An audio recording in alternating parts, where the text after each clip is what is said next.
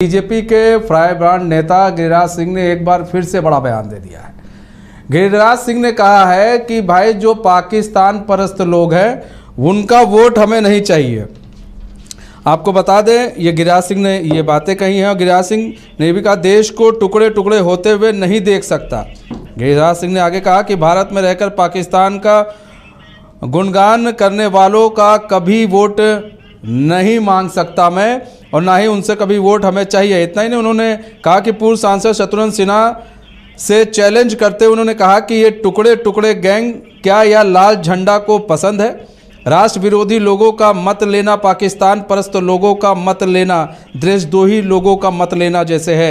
वहीं दूसरी तरफ पूर्णिया में तेजस्वी यादव चुनावी सभा के दरमियान दिए गए बयान अगर महागठबंधन प्रत्याशी को वोट नहीं तो सीधे एनडीए को वोट करें। पर गिरिराज सिंह ने कहा कि भाई इंडी गठबंधन को अपने प्रत्याशी पर भरोसा नहीं है, अपनी हार स्वीकार वो कर चुके हैं, उनके पास कोई मुद्दा नहीं है। लेकिन अब सवाल ये उठता है कि पाकिस्तान परस्त वोट नहीं चाहिए, आखिर गिरिराज सिंह ने ये बात किसके लिए कही है, ये एक बड़ा सवाल है। तो बता दें कि बीजेपी के फायरब्रांड नेता और बेगूसराय से एनडीए प्रत्याशी गिरिराज सिंह ने एक बार फिर सीपीआई द्वारा चुनाव आयोग को कार्रवाई मुद्दे पर बड़ा हमला बोला। उन्होंने कहा मैंने जो कहा डंके की चोट पर कहा। बिल्कुल गिरिराज सिंह आज़ादी के बाद से देश का पहला शख्स है जिसे पाकिस्तान परस्त वोट नहीं चाहिए। गिरिराज सिंह देश को टुकड़े टुकड़े होते हुए नहीं देख सकता। गिरिराज भारत में रहकर पाकिस्तान का गुणगान गाने वालों का कभी वोट नहीं मांग सकता है। चलिए आपको एक बार सुनवा देते हैं कि गिरिराज सिंह ने क्या कुछ कहा है। महागठबंधन बताए, कम्युनिस्ट पार्टी बताए, क्या पाकिस्तान परस्त दुश्मन देशों का जो है उसका वोट लेंगे? ये कम्युनिस्ट पार्टी बताए, महागठबंधन ये बताए कि देशद्रोही और पाकिस्तान परस्त का वोट उन्हें चाहिए, ओपनली कहे तो बिहार की जनता, बेगूसराय की जनता, देश की जनता सोचेगी ये कौन सी पार्टी आ गई है। हमें तो नहीं चाहिए देशद्रोहियों का वोट, मैंने डंके की चोट पे कहा है, और न हमें दुश्मन देश पाकिस्तान परस्त का वोट चाहिए। उन्होंने कहा कि आजादी के बाद से किसी लीडर ने इस ढंग का हिम्मत नहीं किया है, पहला शख्स है। मैं पहला ही शख्स रहूं, लेकिन डंके की चोट पे कहता हूं कि हमें नहीं चाहिए देशद्रोहियों का वोट, हमें नहीं चाहिए दुश्मन देश पाकिस्तान परस्त का वोट। कम्युनिस्ट पार्टी को चाहिए क्या, महागठबंधन को चाहिए क्या, ये डंके की चोट पर वो भी बताए।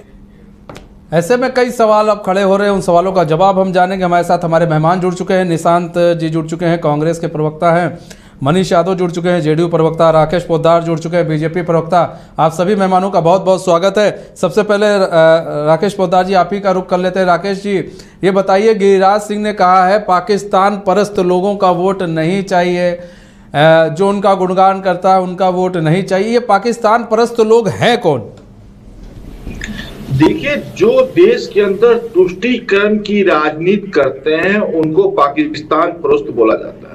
हमारे देश के अंदर आज देखिए कांग्रेस के पार्टी ने जो घोषणा पत्र तैयार किया उसमें कहीं ना कहीं आपको मुस्लिम लीग से मिलता है, जिसमें कहा जाता है कि अलीगढ़ में जो वहां पे जो बुर्के हैं, जो कपड़े पहनावे पे भी इन लोगों ने सवाल उठाए। उनके बहुत सारे उसके अंदर मुद्दे हैं, जिस मुद्दे से कहीं ना कहीं लगता है कि कांग्रेस पार्टी के घोषणा पत्र अलगाववादियों की घोषणा पत्र के तैयार, मुस्लिम लीग के लिए तैयार, इस तरह के इनके घोषणा पत्र है। और हम एक स्पष्ट रूप से कहना चाहते हैं कि देश के अंदर आज देश को किसी ने तुष्टीकरण की राजनीति सिखाया, उसका नाम है कांग्रेस पार्टी। देश के अंदर किसी ने जातिवाद की राजनीति सिखाया, उसका नाम है कांग्रेस पार्टी। किसी ने राजनीति के अंदर भ्रष्टाचार किया, वो कांग्रेस पार्टी है। और कुल मिला के कांग्रेस पार्टी, हम लोग भी आज 10 साल से देश के अंदर देश की सत्ता को, लोकतंत्र को चला रहे हैं, संविधान से चला रहे हैं, उस तरीके से चला रहे हैं। और देश के प्रधानमंत्री जो कहते हैं, जो करते हैं, जो नीति और नियत की गारंटी होती है उसके अनुसार हम लोग काम करते हैं। हम लोग नहीं, देखो देश का मुद्दा 70 साल से 370 का मुद्दा था, उस मुद्दे पे हम लोगों ने काम किया। राम मंदिर का मुद्दा 500 वर्षों से अटका हुआ था और कांग्रेस सरकार ने इसको कहीं संज्ञान नहीं लिया। हम लोगों ने देश में आके हमारा घोषणा पत्र के अंदर था, संकल्प लिए हुए थे कि जहां हुआ बलिदान मुखर्जी वो कश्मीर हमारा है, जहां हमारे कार सेवक मारे गए वहां पे भी हम लोगों ने मंदिर बनाने के लिए अपने सेवकों कार सेवकों की शहादत हुई, वहां पे हम लोगों ने मंदिर बनाए। तो कहने का मतलब है, और उसी मंदिर में अगर प्राण प्रतिष्ठा के लिए राहुल गांधी जी को बुलाया जाता तो वो नहीं आते। ये सब चलिए पुरानी बातें हैं, और नई बातें जो अब आई है देश के अंदर, हम लोगों ने संकल्प लिया है कि भारत को महान बनाना है, भारत को तीसरी अर्थव्यवस्था देना है, लखपति दीदी बनाना है, लोगों का घर बनाना है, लोगों का शौचालय बनाना है, लोगों के घर में पानी देना, लोगों के घर में बिजली देना, उसकी स्वास्थ्य की चिंता करना। देश के प्रधानमंत्री ने चिंता किया, हम उस पर काम कर रहे हैं। इन लोगों के पास आज देखिए किस तरह कल तेजस्वी जी ने पूर्णिया के एक सभा में कहा कि आप अगर हमारे को वोट नहीं दे सकते हैं तो आप एनडीए को वोट दीजिए, उनको जिताने का काम कीजिए। तो कहीं ना कहीं लगता है कि तेजस्वी जी और महागठबंधन के लोगों को, एनडीए गठबंधन के लोगों को लग रहा है कि कहीं ना कहीं हम लोग बिछड़ रहे हैं, बिखर रहे हैं। इसलिए अच्छा है कि देश को कोई चला सकता है, देश का प्रधानमंत्री नरेंद्र मोदी चला सकते हैं। रामलीला मैदान के अंदर ये 28 पार्टियां एकजुट होती है, लेकिन बंगाल जैसे ही जाती है ममता बनर्जी जी अकल अलग हो जाते हैं। दिल्ली के अंदर आम आदमी पार्टी कांग्रेस एक साथ रहती है, पंजाब में जाती है अलग हो जाती है, बिहार में पप्पू जी के सीट पर आप देख ही सकते हैं क्या हालात है। उसके बाद हम पीछे वायनाड की बात करते हैं, राहुल गांधी कांग्रेस के सबसे बड़े नेता हैं और उनकी हालत देखिए, वहां पे कम्युनिस्ट पार्टी डी राजा जो बड़े नेता हैं कम्युनिस्ट पार्टी के, उनकी पत्नी एन राजा उनके खिलाफ चुनाव लड़ रही है। तो देश की जनता को क्या बतलाना चाहते हैं? आपके चैनल के माध्यम से मैं स्पष्ट रूप से कहना चाहता हूं कि देश की जनता को बहला रहे, फुसला रहे, बरगला ले। कभी कहेंगे कि संविधान खतरे में है, कभी कहेंगे लोकतंत्र खतरे में है, कभी कहेंगे आरक्षण खतरे में। हम स्पष्ट रूप से कहना चाहता हूं कि ना संविधान खतरे में, संविधान के ही अनुसार सुप्रीम कोर्ट के आदेश पर ही हम लोगों ने मंदिर बनाया। लोकतंत्र को ध्यान में रखते हुए सभी लोगों को बुलाया गया और आरक्षण की बात कर रहे हैं। बाबा साहब भी अब चाहेंगे इस देश में कि आरक्षण बदल दिया जाएगा, आरक्षण खत्म कर दिया जाएगा, ऐसा नहीं हो सकता। तुष्टीकरण की राजनीति आप लोग कर रहे हैं और इसीलिए वो कह रहे हैं गिरिराज सिंह की जो पाकिस्तान परस्त लोग हैं, जो पाकिस्तान का गुणगाते हैं, हमें उनका वोट नहीं चाहिए। वो तो साफ शब्दों में कह रहे हैं। देखिए, सबसे पहले तो अभी बीजेपी के प्रवक्ता महोदय ने जो बात कही, कांग्रेस के लिए बात कहा कि कांग्रेस को किन बातों से पहचाने, तो अब बीजेपी को अगर पहचानना हो तो दो चीज से पहचानिए, अर्थ का अनर्थ करना, अर्थ का कुअर्थ निकालना। बात कुछ है, उस बात को कुछ और तरीके से प्रेजेंट करना, जो बात है उसको संदर्भ से अलग हटा करके, उसको एक अलग रंग चढ़ा करके, चाशनी चढ़ा करके उसको सर्कुलेट करना, अफवाह फैलाना, लोगों में विभाजन पैदा करना, लोगों को धार्मिक और संवेदनशील मामलों पर गोलबंदी करने का कोशिश करना, धर्म की तिजारत करना, ये सब बीजेपी की पहचान है। These are all hallmarks of BJP. पहला बात। दूसरी बात है, कांग्रेस ने हमेशा समग्रता की राजनीति की, टोटलिटी का राजनीति किया। आजादी के समय में देखिए, आजादी के बाद भी देखिए, कांग्रेस हमेशा समाज के सभी वर्गों के लिए खड़ी रही और इसी को लेकर के समाज के अंतिम पायदान पे लोग जो खड़े थे उनके लिए भी खड़ी रही। हमारी आर्थिक नीति भी सभी के हित में बनाई गई, लेकिन कालांतर में जब से बीजेपी 2024 में आई, उसने सारी देश हित की में जो नीतियां बनाई गई थी, सामाजिक नीति, आर्थिक नीति, राजनीतिक सोच विचार, हमारा जो राजनीतिक दर्शन था, वो सबको उलट दिया इन लोगों ने। और उलट करके आज देखिए कि यहां तक बात को पहुंचा दिया कि अब वो कह रहे हैं कि पाकिस्तान परस्त। ऐसा बोल करके आप हिंदुस्तान की एक बड़ी आबादी का अपमान कर रहे हैं, आप अपने देश की जनता का अपमान कर रहे हैं। जो व्यक्ति आपके साथ सहमत नहीं है तो वो क्या विदेशी के साथ सहमत है? कोई व्यक्ति अपने घर के अंदर में विरोध नहीं करेगा। हर एक व्यक्ति को नैसर्गिक अधिकार है कि वो घर के अंदर अपना विरोध दर्ज करे। तो जो व्यक्ति बीजेपी के, जो भी नागरिक हिंदुस्तान के बीजेपी की नीतियों से असहमत हैं, उस उसको बड़े आसानी से ये लोग पाकिस्तान परस्त और इस तरीके की बात कहते हैं। वजह यह है कि जन समस्याओं और जन सरोकार का कोई मुद्दा बीजेपी के पास नहीं है, इसलिए ध्यान भटकाने के लिए लोगों को ये धार्मिक मसलों की ओर ढकेलते हैं। लेकिन हिंदुस्तान की जनता जाग चुकी है। बिहार तो खैर ज्ञान भूमि है, क्रांति भूमि है, बिहार की जनता जागी हुई है। ये जो बीजेपी का खेल है ये सबको समझ रही है, और आने वाले चुनाव में आप देखेंगे कि बिहार की जनता और पूरी देश की जनता इसका माकूल जवाब देगी। मनीष यादव जी, गिरिराज सिंह ने कहा है कि भाई मुझे जो है नहीं चाहिए ऐसे लोगों का वोट जो पाकिस्तान परस्त लोग हैं। अब ये पाकिस्तान परस्त लोग कौन है ये भी एक समझने वाली बात है। और इधर बीजेपी कह रही है कि भाई तुष्टीकरण की राजनीति की शुरुआत किसी ने की है, तो उसके जनक जो हैं वो कांग्रेस है। आवाज़ आ रही है आपको राजेश जी? मनीष जी आवाज़ आ रही है आपको? ठीक है, मनीष जी से हमारा संपर्क टूट गया, हम दोबारा संपर्क साधेंगे। राकेश पोद्दार जी, यहाँ पर देखिए ना, कई चीज़ें हैं। आप कहते हैं एक तरफ की तुष्टीकरण की राजनीति हो रही है, पाकिस्तान परस्त लोगों का वोट नहीं चाहिए। एक चीज़ और भी है, सीपीएम ने भी अपना मैनिफेस्टो जारी किया है, उसमें कहा है कि भाई परमाणु हथियार जो है अगर हम लोग आते हैं सत्ता में नष्ट कर देंगे, बहा देंगे उसको। तो क्या ये हमला उन्हीं पर था क्या? देखिए, आज आपने बहुत गंभीर मसले देश के अंदर उठाए हैं, बहुत अच्छी बात है। मैं आपको एक चीज स्पष्ट रूप से कहना चाहता हूं कि चुनाव देश के अंदर लोकसभा का हो रहा है, विधानसभा का चुनाव नहीं हो रहा है। लेकिन आप देख सकते हैं कि बंगाल में ममता बनर्जी जी अपना घोषणा लेके आती है, उसके बाद बिहार में हमारे तेजस्वी जी परिवर्तन पत्र लेके आते हैं, अखिलेश यादव जी उत्तर प्रदेश में अपना घोषणा पत्र लेके आते हैं, मतलब अरविंद केजरीवाल जी अपना घोषणा पत्र लाते हैं। तो आप बताइए कि देश के अंदर लोकसभा का चुनाव होना चाहिए। हम लोगों का भी संकल्प पत्र है, एनडीए का संकल्प पत्र है। आप जितने भी हमारे दल, हमारे साथी हैं, तो देख सकते हैं कि हम लोगों ने एक ही घोषणा पत्र निकाला, संकल्प पत्र निकाला। सभी के एजेंडे हैं उसमें, जनता दल यूनाइटेड के हैं, चिराग पासवान जी के एजेंडे हैं, जो भी हमारे दल हमारे साथ काम कर रहे हैं। लेकिन इन लोगों का कहीं भी घोषणा पत्र में देख सकते हैं कि अलग अलग है।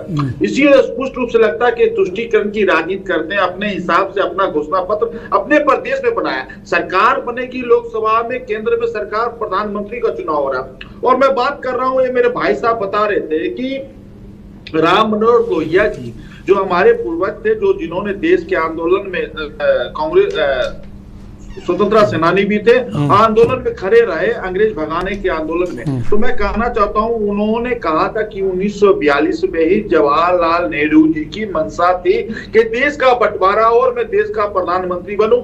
उन्होंने अपनी किताब डायवर्सन में लिखा भी है, और उन्होंने कहा कि उस समय अब्दुल गफ्फार खान साहब थे, राम मनोहर लोहिया जी थे, पटेल वल्लभ भाई पटेल थे, और डॉक्टर राजेंद्र प्रसाद जी, सब लोग मीटिंग में बैठे हुए थे। तो जवाहरलाल नेहरू जी की मंशा थी कि देश का बंटवारा हो, धर्म के हिसाब से देश का बंटवारा हो। तो देश का बंटवारा हो गया। और आज मैं कहना चाहता हूं, ये लोग कहते हैं लोकतंत्र खतरे में है।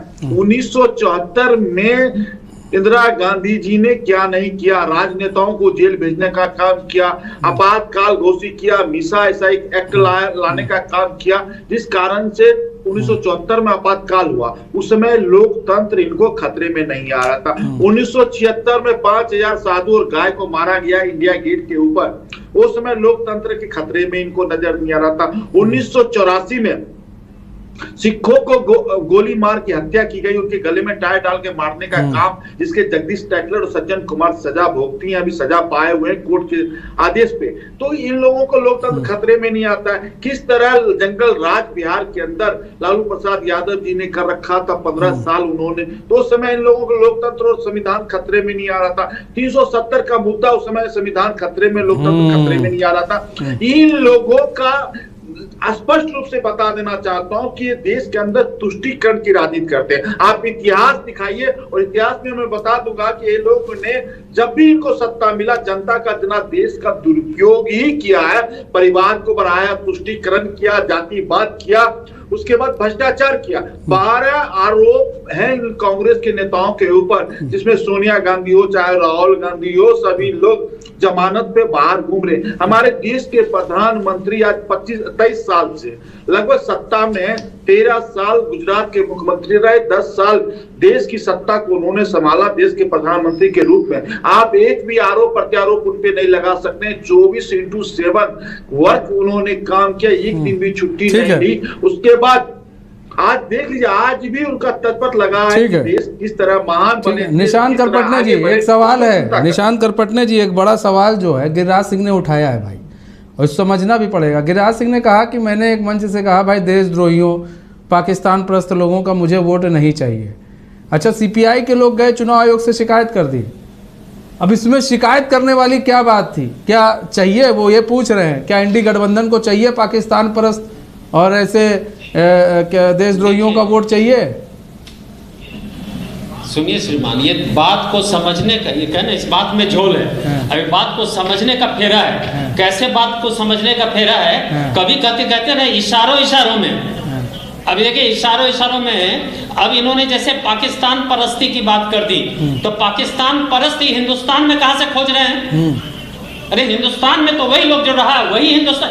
जब भारत नहीं, कुछ लोग जो है, कुछ लोग आप देखते होंगे कई कार्यक्रम में जो है, कभी कभार होता है कई कार्यक्रम में पाकिस्तान का झंडा लेकर लहरा देते हैं। कुछ लोग हैं इक्का दुक्का तिक्का लोग हैं, तो उन्होंने कहा हमको उनका वोट नहीं चाहिए, उनका वोट नहीं चाहिए। तो सीपीआई को इतना दर्द हो गया कि वो गए चुनाव आयोग से शिकायत कर दी उन्हें, तो उनको वोट चाहिए, आप लोग को वोट चाहिए। अब इसमें इस तरीके से देखिए, इनफैक्ट इनका जो बोलने का तरीका और जो जिस प्रकार का चॉइस ऑफ वर्ड्स रहा, इसके पीछे एकमात्र उद्देश्य एकदम क्लियर एजेंडा है। क्लियर एजेंडा ये है कि जो लोग इनके विचारधारा के विपरीत हैं, जो देश के एकता की बात करते हैं, जो चाहते हैं कि एक समग्र मिलीजुली संस्कृति रहे, गंगा जमुना तहजीब बना रहे हिंदुस्तान में, जो इसको ये गंगा जमुनी तहजीब के खिलाफ काम करता है बीजेपी।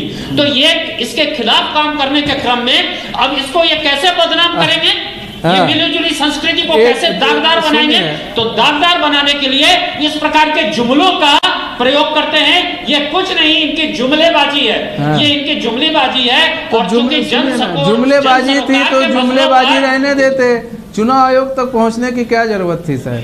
अब पहुंच गए तब सवाल उठेंगे आप लोगों को। चुनाव आयोग क्या बताएगा?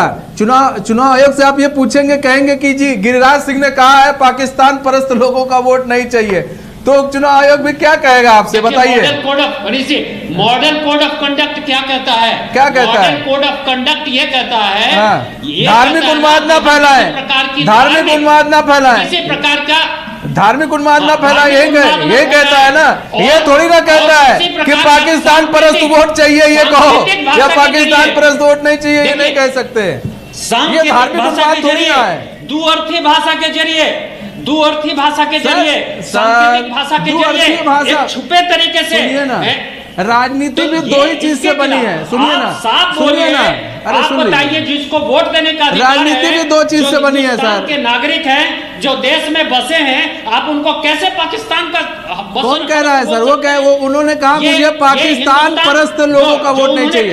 ठीक है, अब आप सुनिए ना, एक हिंदुस्तान में साल हर एक आम चुनाव में वोट देते हैं, उसको आप कैसे इस प्रकार का नहीं, ठीक है। एक चीज और भी है, एक सवाल और भी है, मैंने राकेश पोद्दार जी से लिया था, आपसे ले लेता हूं। निशांत करपटने जी, सीपीएम के जो लोग हैं उन्होंने कहा है भाई, उनके उसमें मैनिफेस्टो में कि भाई अगर हम लोग आते हैं तो हम लोग क्या नाम है, परमाणु जो है उसको नष्ट कर देंगे, परमाणु हथियार को। देखिए, 2-3 बात समझिए। हाँ, समझाइए। आपने एक क्वेश्चन किया परमाणु हथियार। आप पहले समझिए कि सीपीएम कम्युनिज्म की विचारधारा क्या है। कम्युनिज्म की विचारधारा पूंजीवाद के खिलाफ है, साम्राज्यवाद के खिलाफ है। और ये सब जितने भी परमाणविक हथियार हैं, मैं सीपीएम की बात कर रहा हूं, उनकी विचारधारा की बात कर रहा हूं। ये जो है वो साम्राज्यवाद को बढ़ावा देके विश्व शांति तो होनी चाहिए। आप क्या चाहते हैं? देश में भी शांति चाहिए, विश्व शांति भी चाहिए। आप क्या चाहते हैं? विश्व की भी शांति होनी चाहिए। आप क्या चाहते हैं? देखिए, हमारी नीति तो देखिए कांग्रेस परमाणु की हथियार नीति नष्ट होना स्पष्ट है। चाहिए। इंदिरा जी ने ना, सुनिए। नहीं, इंदिरा जी ने देखिए ये परमाणु हथियार से देश को लैस करने वाली कौन है? वो आयरन लेडी इंदिरा जी हैं। देश के शत्रुओं को, दुश्मनों को जिन्होंने देश की ओर तो ताकने CPM का के साथ कोशिश क्यों किया, है? तो उसको मुंह CPM के साथ क्यों है? जवाब देने का तो कोशिश CPM किया। मतलब जुमलेबाजी कर रही है। जब सुनिए, जब अरे सर, गाथा मत सुनाइए, गाथा हम लोग पढ़े हुए हैं सर। अमेरिका का बेड़ा घुस गया। सुनिए सर, गाथा मत हमको सुनाइए, गाथा हम भी पढ़े हुए हैं सर। जब सवालों का जवाब दीजिए सर, ठीक है। अटल बिहारी वाजपेयी के लिए भी दो शब्द कह दीजिए। परमाणु हथियार को कैसे उन्होंने ही सक्सेसफुल बनवाया, तो उनका भी नाम ले लेंगे तो कोई दिक्कत नहीं हो जाएगी। उन्हीं के समय में हुआ, ठीक है। विकास में देश, देखिए ये जो 10 साल गुजरा है ना, ये 10 साल नहीं, अब 10 साल गुजरा है, किया गया। सुनिए ना, लेकिन सीपीएम के आप सीपीएम के मैनिफेस्टो से सहमत हैं कि नहीं है? देखिए ये मसला नहीं उनका है, आपके घटक दल है, आपके घटक दल है। लेकिन मैंने आप तो आपत्ति जता सकते हैं, आप आपत्ति जता सकते हैं ना, गलत है कि नहीं, हम तो ये जानना चाह रहे हैं। देखिए आप इस बात को स्पष्ट समझिए कि कोई पार्टी है, उसको अपनी नीति बनाने के लिए उसका जो कोर फाउंडेशन है, कोर फाउंडेशन के मुताबिक वो अपनी नीति बना सकता है, ठीक है, मतलब ठीक है, ठीक है। अब आप सुन लीजिए, ठीक है, ठीक है। आज सर आते हैं, मनीष जी आपके पास आते हैं, लेकिन राकेश पोद्दार जी, छोटा सा सवाल। अब ये कह रहे हैं नीति सब बनाते हैं, अब बीजेपी नीति बना रही है तो इनको दिक्कत हो रही है, सीपीएम नीति बना रही है तो ठीक जा रहा है। तब इन्होंने हमको समझा दिया कि सीपीएम क्या चाहती है। देखिए, मैं आपको दुर्भाग्यपूर्ण बात बता देना चाहता हूँ कि बिहार और झारखंड के अंदर लाल सलाम जो नक्सली जिसे कहा जाता था, उनके साथ इनका समझौता है। और मैं इसको स्पष्ट रूप से करना चाहता हूँ, मैं बताता हूँ। वायनाड में राहुल गांधी चुनाव लड़ रहे हैं, कांग्रेस के चुनाव सिंबल पे चुनाव लड़ रहे हैं, लेकिन वहां पे कांग्रेस का एक भी झंडा उनके नॉमिनेशन में नहीं था। और वहां पे मुस्लिम लीग का झंडा लेके वहां के लोग घूम रहे थे वहां पे वायनाड में। और वहां पे इनके राहुल गांधी नेता है कांग्रेस के, उनके खिलाफ कम्युनिस्ट पार्टी के डी राजा की पत्नी एन राजा वहां से चुनाव लड़ रही थी। ये दुर्भाग्य इनको नहीं लग रहा। और उसके बाद आपने कहा, बहुत अच्छा सवाल है, कि जवाहरलाल विश्वविद्यालय से निकला हुआ कन्हैया कुमार, आपने देखा होगा टुकड़े टुकड़े गैंग को किस तरह समर्थन दे रहा था, और वहां पे नारे लग रहे थे, पाकिस्तान जिंदाबाद के नारे लगा रहे थे। दुर्भाग्य था इस बात का, और कहता था अफजल हम शर्मिंदा हैं, तुम्हारा कातिल जिंदा है। कांग्रेस राहुल गांधी उनसे मिलने कन्हैया कुमार से यूनिवर्सिटी में गए थे, जवाहरलाल यूनिवर्सिटी में। और उसके बाद अब कपिल सिब्बल की बात बताना चाहता हूं कि सुप्रीम कोर्ट में किस तरह कसाब के लिए जो आतंकवादी था, मुंबई में धमाका किया था, उसके लिए 12 बजे रात का सुप्रीम कोर्ट का दरवाजा खटखटाया था जब उनकी फांसी होनी थी। तो कहीं ना कहीं ये लगता है कि इनका जो मंशा है वो तुष्टीकरण वाली है। इनकी मंशा जो है पाकिस्तान से, इनकी मंशा कहीं ना कहीं मिलती है। अब बार बार आप देख सकते हैं कि ये लोग आज रक्षा पे सवाल उठाते हैं, हमारे सेना पे सवाल उठाते हैं। आज इन्होंने परमाणु बम पे परमाणु जो है उस पे इन्होंने सवाल उठाया कम्युनिस्ट पार्टी ने, तो स्पष्ट रूप से रक्षा पे भी सवाल उठाते हैं। इनका कोई लेना देना नहीं है। ये लोग कांग्रेस के जितने भी नेता है आज सिर्फ चाहते हैं कि किस तरह सोनिया जी चाहती कि मेरा बेटा देश का प्रधानमंत्री बन जाए। लेकिन एक मिनट में खत्म करना चाहता हूँ। देश के अंदर सकारात्मक राजनीति करने के लिए देश के प्रधानमंत्री ने कहा था कि राहुल गांधी जी आप देश के लिए सकारात्मक राजनीति कीजिए, आपको जनता ने विपक्ष में बैठने के लिए मौका दिया। लेकिन राहुल गांधी जी आप पूछिए कि 10 साल के अंदर कितने दिन सदन के अंदर रहे। सकारात्मक राजनीति उनको नहीं करना, उनको सिर्फ तुष्टीकरण की राजनीति करना, हिंदू और मुसलमान को आपस में बांटने वाला मनीष यादव जी देश के अंदर कांग्रेस। मनीष यादव जी 26 वर्षों में 17,000 से अधिक डॉक्टर बना चुका बिहार एवं झारखंड के छात्रों के बीच विश्वसनीय संस्थान गोल